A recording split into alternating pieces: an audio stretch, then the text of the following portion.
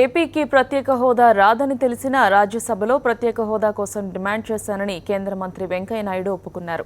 దేశ సరిహద్దు కొండ ప్రాంతాల్లోని రాష్ట్రాలకు మాత్రమే ప్రత్యేక హోదా ఇచ్చే అవకాశం ఉంటుందన్నారు. కేంద్ర సాయం విషయంలో తనపై వచ్చిన విమర్శలు తిప్పికొట్టేందుకే విజయవాడకొచ్చానని వెంకయ్య అన్నారు. అంతకుముందు పార్టీ నేతలు వెంకయ్యను సన్మానించారు.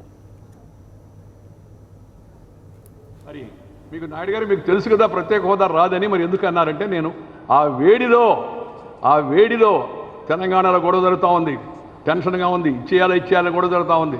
నేను ఇలా చర్చిస్తుంటేనే నా మీద కూడా కొంతమంది అపప్రచారం చేశారు. వెంకయ్యనాయుడు అడ్డం వేస్తాడని. హైదరాబాద్లో నా గడ్డి బొమ్మ తగలబెట్టడం మొదలుపెట్టారు, ఖమ్మంలో నా గడ్డి బొమ్మ తగలబెట్టారు, నాకు వ్యతిరేకంగా కొన్ని పత్రికలు రాయించడం మొదలుపెట్టారు.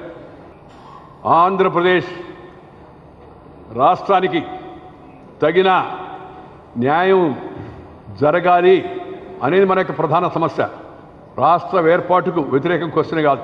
చంద్రబాబు నాయుడు గారు కూడా నాకు చెప్పారు, అన్నా మీరు ఇప్పుడు ఈ ఎన్నికల ముందు దీన్ని ఆపి ఎన్నికలు అయిన తర్వాత మీరు వచ్చి మంచిగా చేస్తే ఇంకా బాగుంటుందని కూడా చెప్పాడు. దాన్ని కాదడానికి కూడా వీలుదండి సత్యం. ఒక్కరోజు ఆపి 2 రోజులు ఆపి నేను చర్చలు జరుపుతుంటేనే వెంకయ్యనాయుడు అడ్డం వేస్తున్నాడు అని నాకు గడ్డి బొమ్మ తగలబెట్టారు. అప్పుడు వీళ్ళు ఎవరు నాయకులు, ఇక్కడున్న కాంగ్రెస్ నాయకులు ఎవరు కనీసం నోరెత్తి దానికి ఖండించలేదు, నాకు సానుభూతి చూపించబడలే. మరి హోదా ఇస్తే ఏమవుతుంది, ఇవ్వకపోతే ఏమవుతుంది? ఆంధ్రప్రదేశ్కి పలానా ఇవ్వాలి, లేకపోతే ఈ వ్యతిరేకించాల్సి వస్తుంది, సవరణలు ప్రతిపాదిస్తామని చెప్పాం.